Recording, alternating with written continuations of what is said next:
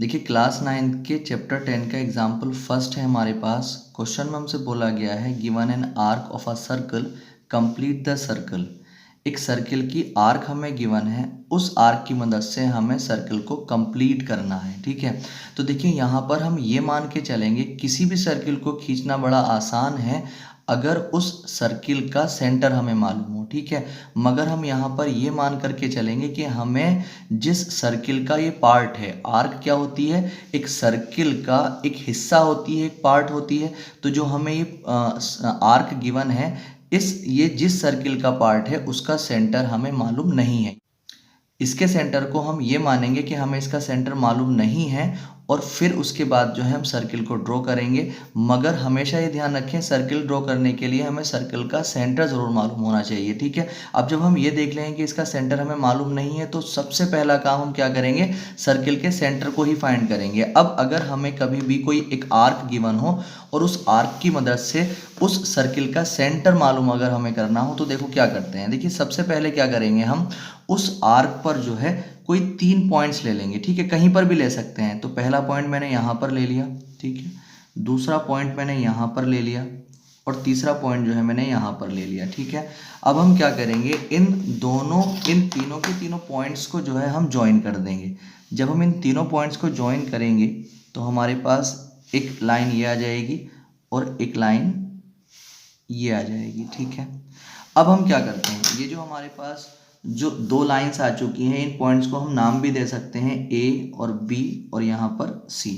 अब हम क्या करेंगे, अब हम जो है ए बी का परपेंडिकुलर बाइसेक्टर खींचेंगे, फिर बी सी का परपेंडिकुलर बाइसेक्टर खींचेंगे। अब सबसे पहले जब ए बी का परपेंडिकुलर बाइसेक्टर हम खींचेंगे तो आपको मालूम है जब भी किसी भी लाइन का हमें परपेंडिकुलर बाइसेक्टर खींचना होता है तो हम उस लाइन की लेंथ के आधे से ज़्यादा डिस्टेंस जो है कंपास में ले लेते हैं और जो है एक आर्क जो है उस लाइन के किसी एक पॉइंट पर रखकर जो है एक आर्क जो है इधर को लगा देते हैं और एक आर्क जो है इधर को लगा देते हैं। ठीक है, फिर उसके बाद दूसरे पॉइंट पर रखते हैं और फिर एक आर्क जो है इधर लगा देते हैं और एक आर्क इधर लगा देते हैं। वो दोनों की दोनों आर्क जो है एक दूसरे को कहीं ना कहीं काटती हैं। जहाँ पर वो एक दूसरे को काटेंगी हम क्या कर देंगे, उसी को डैश डैश करके मिलाते हुए चले जाएंगे और आगे बढ़ते हुए चले जाएंगे। ठीक है, अब हम क्या करेंगे, देखिए अब हमने ए बी का जो है क्या किया था, परपेंडिकुलर बाइसेक्टर खींचा था, इस तरह से हम बी सी का खींचेंगे।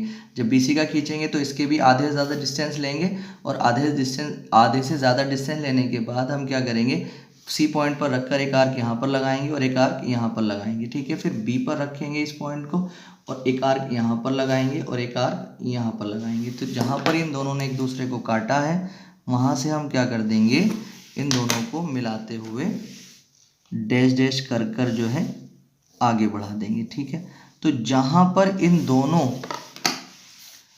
परपेंडिकुलर बाइसेक्टर्स ने, इसके और इसके परपेंडिकुलर बाइसेक्टर ने जहां पर एक दूसरे को कट किया है, आप समझ जाएं कि वही जो है उस सर्किल का सेंटर होगा जिसका ये आर्क था। ठीक है, तो अब आप क्या कर लें, अब आप सीधे सीधे इस सेंटर से किसी भी एक पॉइंट को मिला दें, ए को, सी को या बी को। तो मैंने यहाँ से इसको जो है इसको डायरेक्टली ए से मिला दिया है। ए से मिलाने के बाद अब हम क्या करेंगे, इस सेंटर से जो है ए तक की डिस्टेंस ले लेंगे और ए तक की डिस्टेंस लेने के बाद अब हम जो है सर्किल खींच देंगे। जब हम सर्किल खींचेंगे तो आप ये देखेंगे कि जो सर्किल आएगा वो उसी आर्क का आ जाएगा। ठीक है, तो ये इस तरीके से हम जो इसको बनाते हैं, ये इसका जो है आंसर आ जाएगा। ठीक है, अगर हमें रेडियस फाइंड करनी हो तो रेडियस जो होगी, अगर मैं इसको ओ सेंटर मान लेता हूँ, सेंटर ओ मान लेता हूँ, तो ओ ए के बीच की डिस्टेंस जो होगी वो क्या होगी, रेडियस होगी। तो ओ ए जो हो जाएगी वो इसकी क्या हो जाएगी, रेडियस। ठीक है।